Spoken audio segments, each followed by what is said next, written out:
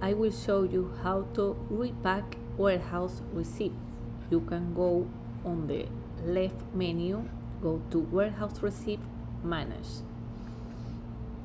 Here you can see the list of warehouse receipt, and you can make a search, for example by name, and after that you can see all the warehouse receipt but meets with the searching criteria.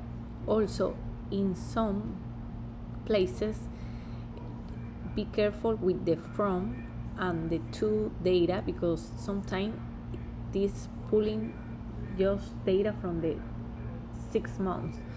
So be careful with that, because if you put it this, they will be narrow the searching. And if I want to repack a warehouse in another warehouse, I can select this one and press repack. After that, the system pull up the shipper consignee basic information, select the warehouse receipt, and add one line so you can type the information of the warehouse receipt. And if you need more than one boxes, you can add more with the plus button. And after that, you can put update, and the new warehouse receipt is created.